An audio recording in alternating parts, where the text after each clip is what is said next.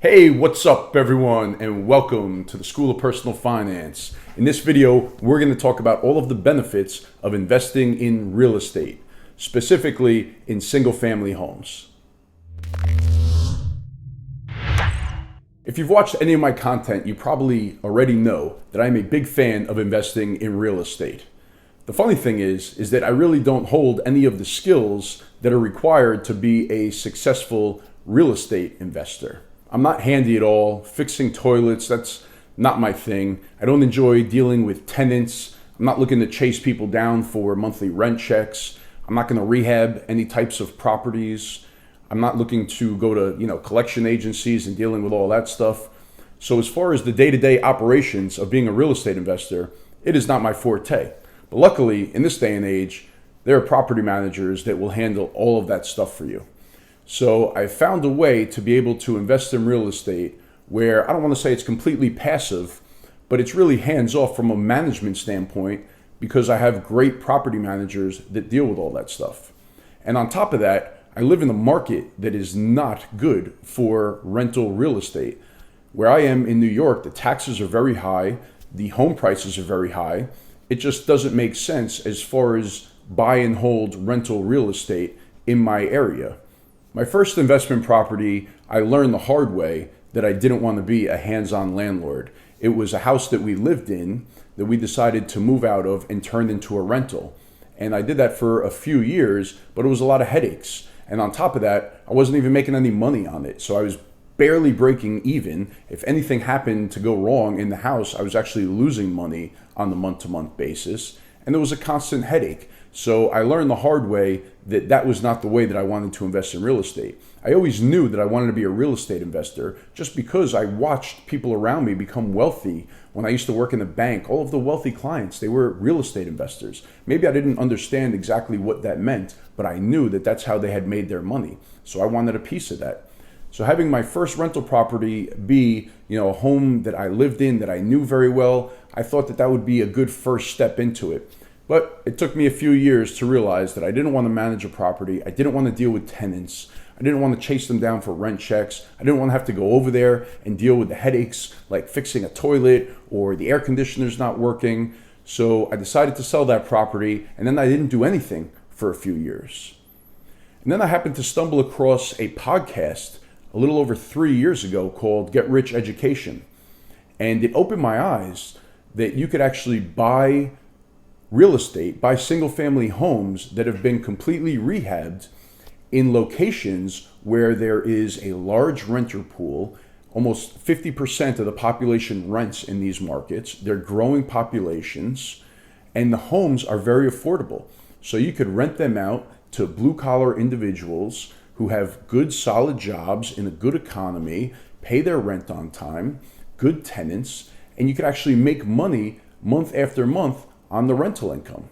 So I'm going to talk about the 5 different benefits that you get from owning these types of rental properties. So number 1 is cash flow. So the only way that I'm going to buy one of these rentals and invest my money into it is if I get current cash flow from it, if it is cash flow positive, meaning after I pay the property manager, after I pay any expenses, the mortgage, the taxes, the insurance, put a little money aside for any big repairs that come up in the future, put a little money aside for any vacancy where I might have a period of time that nobody's in the home. After all of those expenses come out, I'm still left with a monthly cash flow with positive money that goes into my bank account each and every month. That is the number 1 reason that I'm investing in real estate, because I want that cash flow. Hopefully I could build that cash flow up big enough that it replaces the need to work for a living, where that passive income from those rental properties, it exceeds my monthly expenses. That is the ultimate goal. So now the second benefit is the loan pay down. So I am financing each of these homes with a mortgage, typically a 30-year mortgage where I put 20% down and I get a mortgage for the other 80%. So now as the tenant pays me rent each and every month, I'm using that to pay down the mortgage. So the mortgage is coming from the tenant's rent every month. That's part of the expenses that I just talked about. So at the end of 30 years, I won't owe anything on this house anymore. And the whole way through, it was paid down by the tenants. Number 3 is the tax benefits. The tax benefits to owning real estate are tremendous. And that goes for any type of real estate, not just single family homes, multifamily, commercial, mobile home parks, whatever it is. The tax benefits are a big reason that people invest in real estate. So for the single family homes, the key word is depreciation. And I'm not going to get into that in this video, but depreciation is a write-off that you could use on your tax returns that basically offsets a large portion of the income that you receive. So on a single family home, a quick example is if I have a home that is worth $100,000, my depreciation each year, a tax write-off that I could take, comes out to close to $3,000 a year. If my income from that property is $3,000 a year, then I don't owe any taxes on that income. It's almost as if the income is tax-free. It is a tremendous benefit, and there are more tax benefits. That's just the biggest one. But depreciation, tax benefits, it's a major reason why people invest in real estate. Benefit number 4 is leverage. Now, leverage is a double-sided sword. It can, hurt you on the way down just as quickly as it can help you on the way up.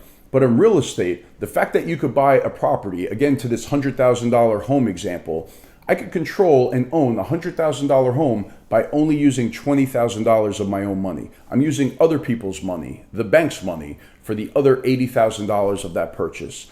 But yet I get to keep 100% of the appreciation in the property. I get to take 100% of the tax deductions for the property. So this is where leverage comes in. If I have $100,000 and I don't use leverage, I could only buy one house. If I have $100,000 and I use leverage, I use the bank's money, I could buy 4 houses with that, including the closing costs and whatever else. So I basically could control 4 times the amount of assets with my, $100,000 than I could if I did not use leverage. So this is the power of leverage, and there's no better place to use it than in real estate. Benefit number 5 is being able to do a cash out refinance. So what I mean by that, let's say, for example, I buy a home and I put a 15-year mortgage on it. And let's say because my mortgage is a 15-year mortgage, the monthly payment is higher than a 30-year mortgage would be. Let's say I'm not really making any money month to month. I break even on it, so there's really no positive cash flow. Let's say I buy it for $100,000. 15 years go by, I really haven't made any money on my investment. There hasn't been any cash flow that's come out. But now that $100,000 home, let's say it's worth $200,000. I now owe no mortgage on it. What I'm able to do at that point, if I would like to, is do a cash out refinance. So I don't want to sell the property because it's a very good performing property in a nice neighborhood, and I want to hold it basically forever. So I decide to do a cash out refinance, and let's say I take out a 30-year mortgage on it. I'd be able to do it for up to 80% of the value of the home. So that's $160,000 that I could cash out of that home now and put in my pocket and not owe any taxes on it because it's a loan. So yes, at that point, I will have a loan payment. I'll have a mortgage payment that I'm going to have to start over and continue to pay, but my tenant is paying that off. I'm not the one paying that off. So I just put $160,000 in my pocket.